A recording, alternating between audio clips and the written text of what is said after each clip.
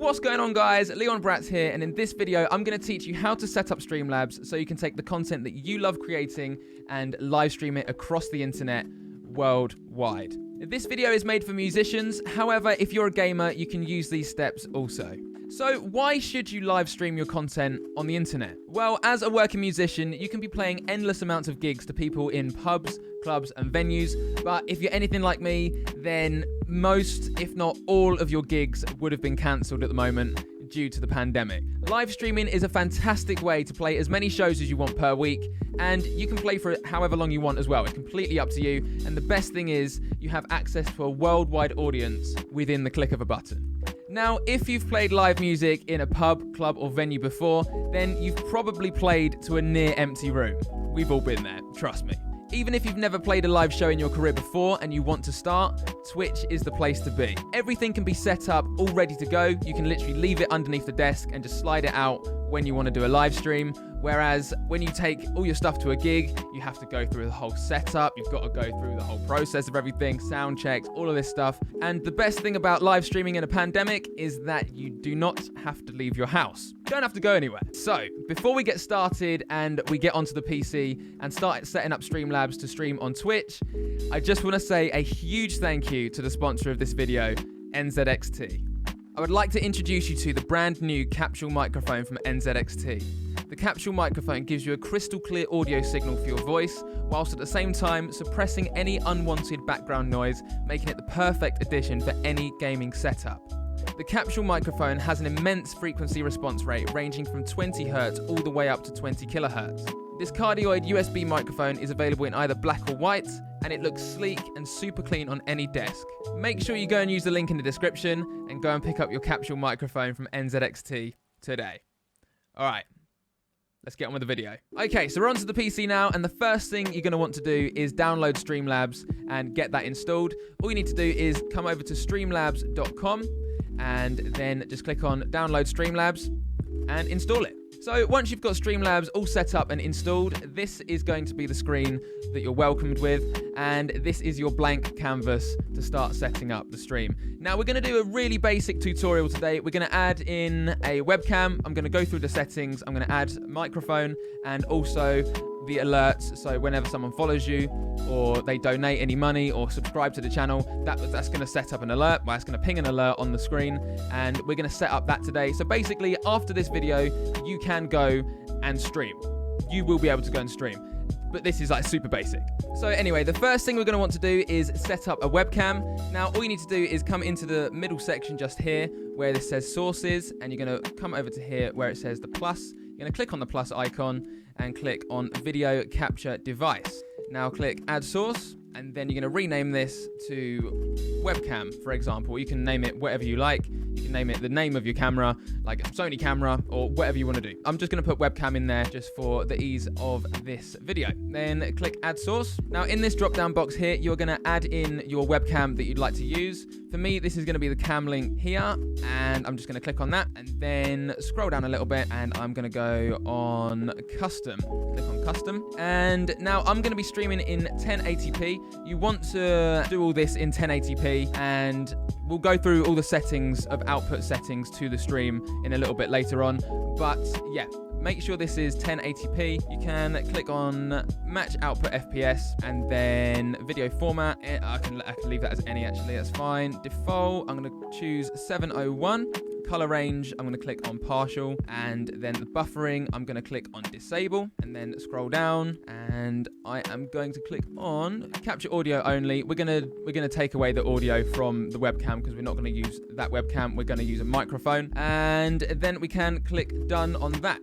So we have got a webcam on there now. As you can see, I've got two webcams set up. I am actually filming this in a completely different software, but it's nice to have two cameras so I can actually talk you through all the setup, and it's just a lot easier for me to show you everything. So now we've got our camera set up, we've got our webcam set up. The next thing we're going to want to do is do some settings for the overall stream. So if we go to the bottom left of the screen, click on the gear icon here and click on settings. Now this box is going to pop up and we can click on stream. Now this video is made for Twitch, but you can stream to Facebook and YouTube if you want. You just need to connect your accounts here. But for Twitch, click on up here and just click on connect there and log in with Twitch. That'll be that sorted. Next tab down, you want to click on output, and then you want to make sure that this is on advanced, and make sure this on the streaming tab just here, audio track 1. And now we are going to click on the encoder.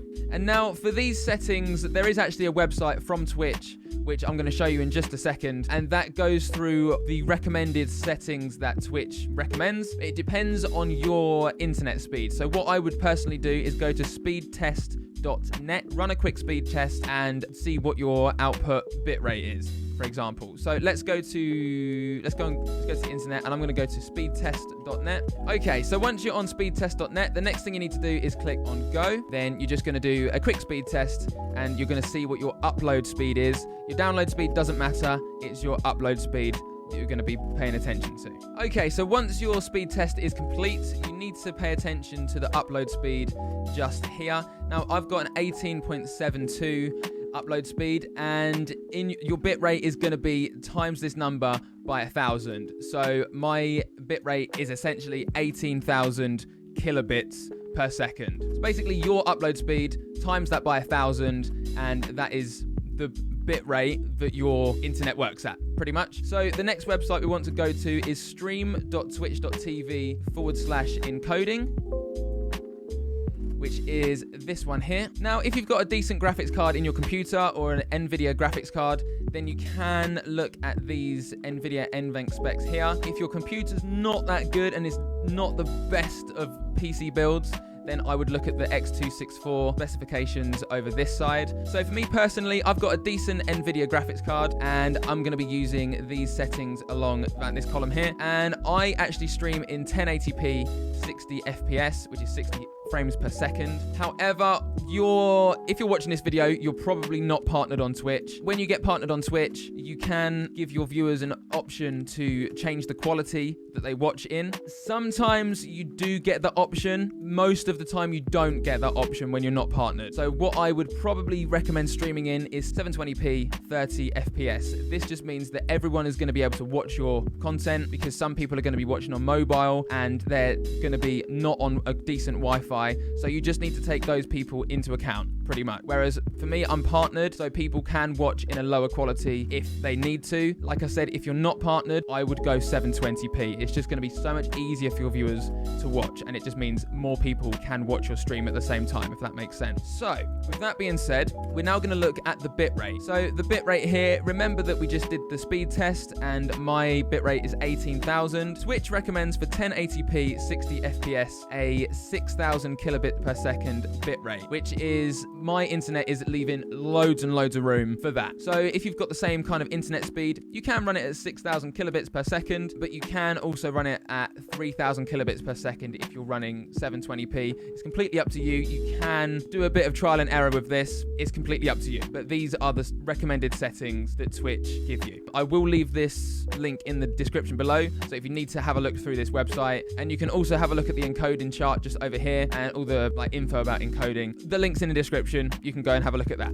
Right, let's go back over to Streamlabs. Okay, so we're back into Streamlabs now, and we're in the output section of the settings. Make sure you're on the streaming tab, and make sure this output mode is on advanced just here. Now, scroll down a little bit, and your encoder is what we've just had a look at on Twitch's website. And for me, we're going to be selecting hardware NVENC new. Don't select hardware NVENC, just either select hardware NVENC new or software X264 if your graphics card isn't as good or your PC build is not as good. And then we are going to scroll down a little bit. Then in rate control, we're going to select CBR, which stands for controlled bitrate, and our bitrate is going to be 6,000. Now, you can either use 6,000 or 3,000 depending on your internet speed.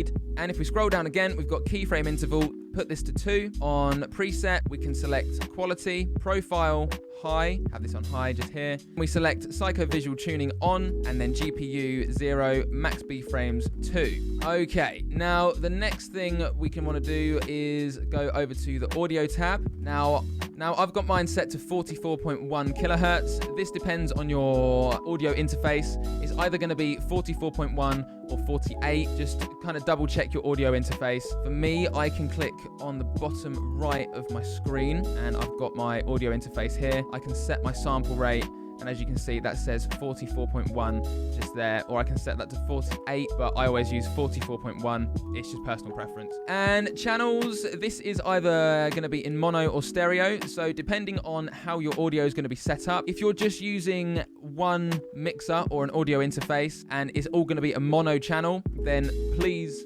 select mono. If you're running your audio through a digital audio workstation or a DAW like Ableton or Cubase or FL Studio, Reaper, something like that, you will want to select stereo if you're streaming in stereo, if your audio is going to be in stereo, sorry. But yeah, I use stereo, so I'm going to select stereo. Now, if you are using your audio in mono and you have this set to stereo, basically all that's going to happen is people are going to be hearing the left side of your stream only. They're only going to be hearing audio on the left-hand side.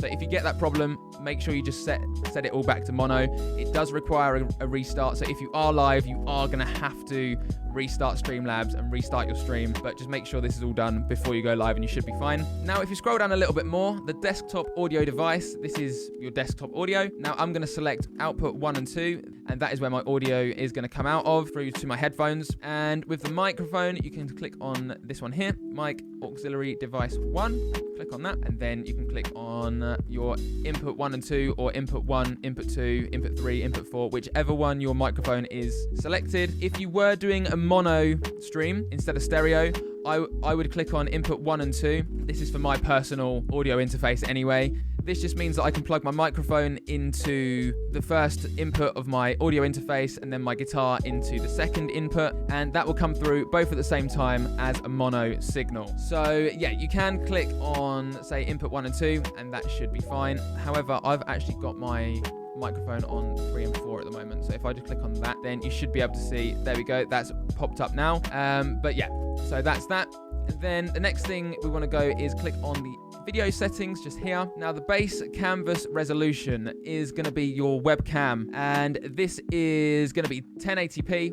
Or if you're a gamer as well and you've got a 1080p screen, you can click on 1080p, and your output scaled resolution is going to be 720. So 1280 by 720. Because if we go back to this screen just here, we are setting up 720p 30 FPS, just like that. I know my bitrate's currently at 6K, but yours will probably be 3K as well. So if we go back to Streamlabs again, now downscale filter, you can leave this on Lanczos if you want. That's absolutely fine. That's the best one. Then FPS type is common FPS values, and then I've changed this to 30 as well. If you are using a camera like a DSLR camera, make sure that your camera is running at 30 FPS. That's 1 out of 30 frames per second, just so you don't get loads and loads like choppiness. Like you might see that's gone really, that doesn't look too great on the screen now compared to like this camera and this camera. It looks